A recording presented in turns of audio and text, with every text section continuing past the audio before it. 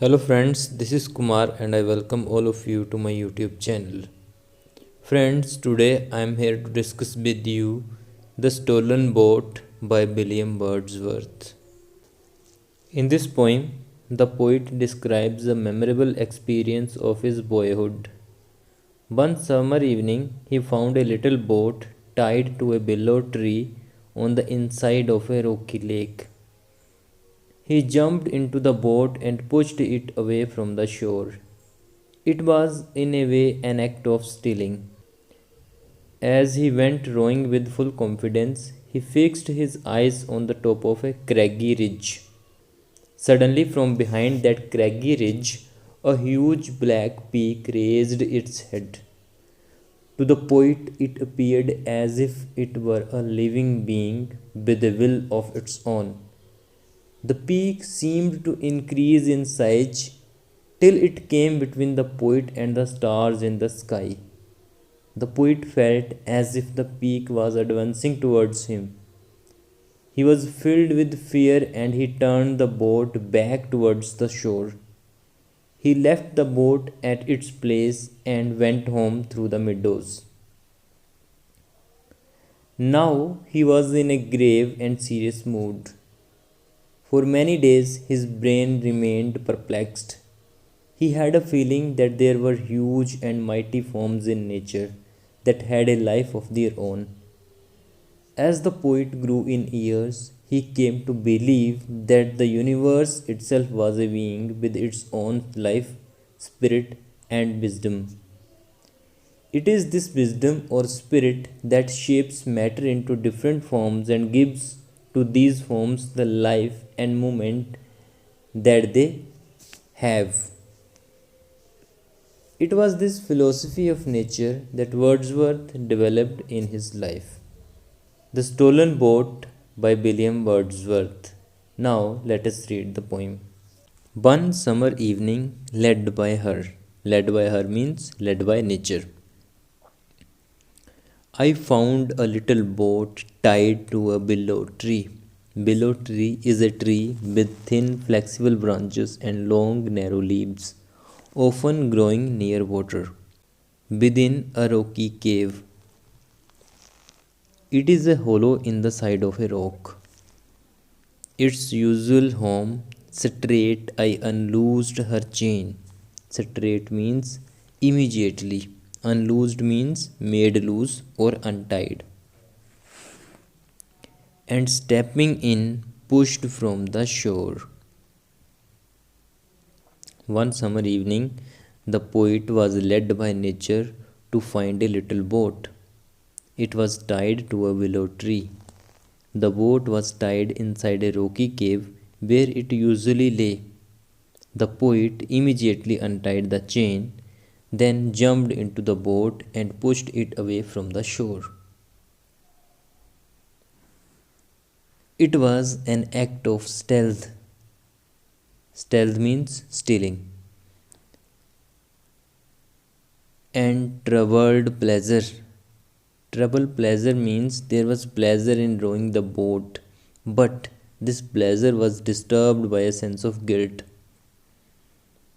Nor without the voice of mountain echoes did my boat move on. Mountain echoes is the echoing voices coming from the mountains. Leaving behind her still, on either side, small circles glittering idly in the moon. Glittering idly means shining lazily. Until they melted all into one track. Melted means mixed. Track is a line of marks left by something moving. Of sparkling light. So it was an act of stealing.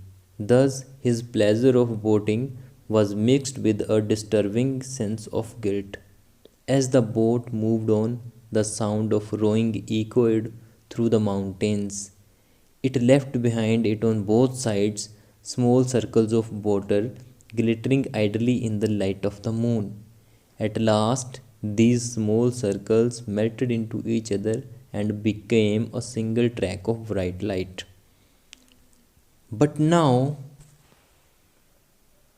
like one who rose, proud of his skill to reach a chosen point.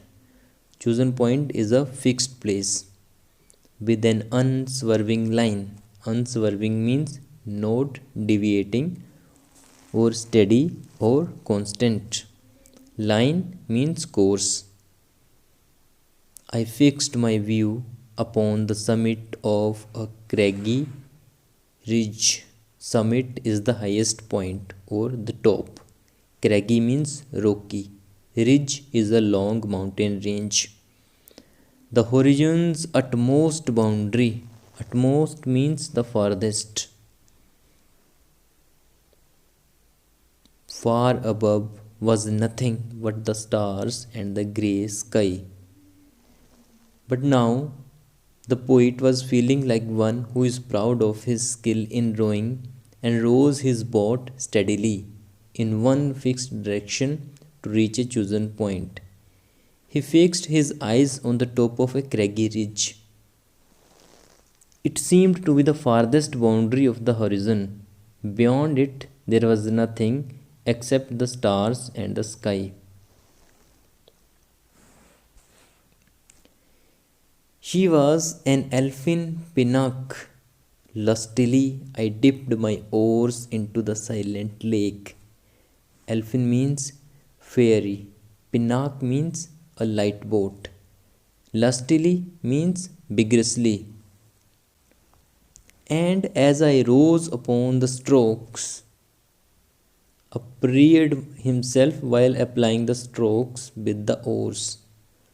My boat bent heaving through the water like a swan. Heaving means moving regularly. When from behind that craggy steep is a rock with a steep slope. Till then, the horizon's bound means utmost limit. A huge peak, black and huge, as if with voluntary power instinct. Voluntary power instinct means voluntarily with its own will and power. Upreared its head. Upreared means lifted up. The boat had a fairy-like appearance. The poet dipped the oars into the water and applied his full strength to them. As he upreared himself to propel the boat, it started gliding upon the water like a swan. The craggy ridge had so far seemed the utmost boundary of the horizon, but now a huge black peak raised its head from behind the craggy ridge. It seemed as if it were a living being with a will of its own. I struck and struck again. Struck means pushed the water with the oars. And growing still in stature, still means continuously, stature means size. The grim shape, grim means fearful, towered up between me. Towered up means rose up like a tower, towered up between me and the stars. And still, for so it seemed, with the purpose of its own and measured motion. Measured motion means deliberate movement, like a living thing, strode after me. Strode means walked with long steps in a particular direction. The poet struck the water with his oars again and again. The terrible peak seemed continuously to increase in size. At last, its fearful size seemed to tower up itself between the poet and the stars, and it seemed to him that the peak was following him with a deliberate movement as if it were a living thing and had a will of its own. It seemed to be advancing towards him with quick, long steps. With trembling oars I turned, and through the silent water stole my way. Oar is a long pole with a flat blade, pulled by hand in order to drive a boat through the water. Back to the covert of the willow tree. Covert means shelter or hiding place. There in her mooring place I left my bag. Mooring place is a place where a boat or ship is attached to a fixed object or the land with a rope or an anchor. And through the meadows homeward bent in grave and serious mood. The poet turned back with the oars trembling in his hands. He stole his way through the silent water and came back to the shelter of the willow tree. He left the boat at its mooring place and turned back towards home. He took his way home through the meadows. He was now in a grave and serious mood. But after I had seen that spectacle means an impressive and remarkable sight. For many days, my brain worked with a dim and undetermined sense. Worked with means struggled with or remained occupied with. Undetermined means vague. Of unknown modes of being. Modes means forms. Over my thoughts there hung a darkness.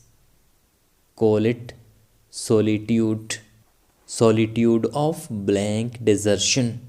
Solitude of blank desertion means complete vacuum in the mind.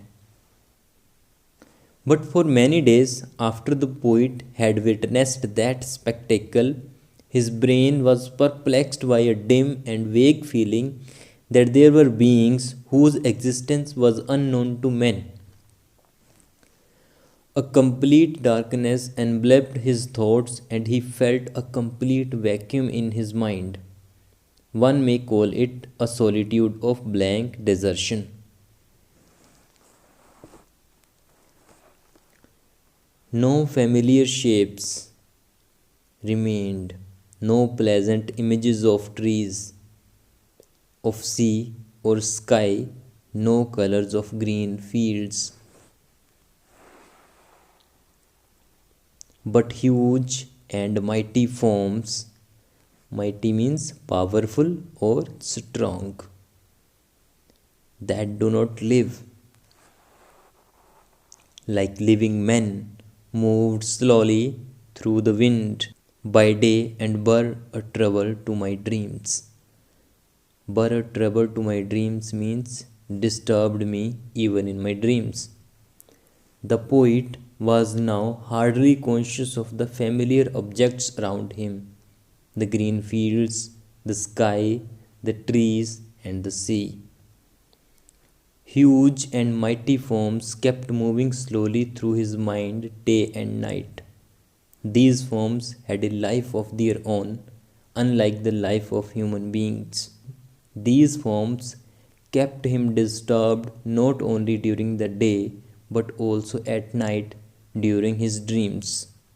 Wisdom and spirit of the universe, thou soul that art the eternity of thought, that givest to forms and images of breath and everlasting motion.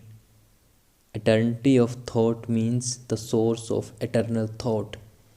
Givest means gives, while everlasting means that lasts forever. Wisdom and spirit of the universe, you are the soul of the universe. You are the eternal source of thought. You shape matter into different forms and images, and to these forms and images you give breath and an everlasting motion. Not in vain, by day or starlight, thus from my first dawn. Starlight is the night when there are stars in the sky. Of childhood didst thou intervene for me the passions that build up our human soul, not with the mean and vulgar works of man, but with high objects, with enduring things. My first dawn of childhood means from the very beginning of my childhood. Intertwine means weave or harmonize. It was not in vain that ever since the dawn of my boyhood, by day and by night, you established a close relationship between the human passions in my heart with the high objects in the universe. You intertwined my passions not with the mean and vulgar things created by man, but with things that are of enduring value, with life and nature purifying thus. Purifying means sanctifying the elements of feeling and of thought, and sanctifying by such discipline. Sanctifying means purifying both pain and fear. Pain and fear, nature imposed her discipline both through pain and fear. Example, through the purging of the body and the mind, until we recognize a grandeur in the beatings of the heart. Nature intertwined the passions of my heart with all forms of life and objects in nature. Thus, the elements of my feeling and thought were purified and sanctified. Nature imposes her discipline both through pain and fear, and one who has been disciplined by nature begins to feel a grandeur in the very beatings of the heart. So, our present poem, The Stolen Boat by William Wordsworth, finally ends here. I hope you understand the poem very well, and if you understand the poem, then please like, share and comment on the video, and please subscribe the channel for further such updates. This much all in this lecture. Stay tuned for further updates. Thank you very much for joining us.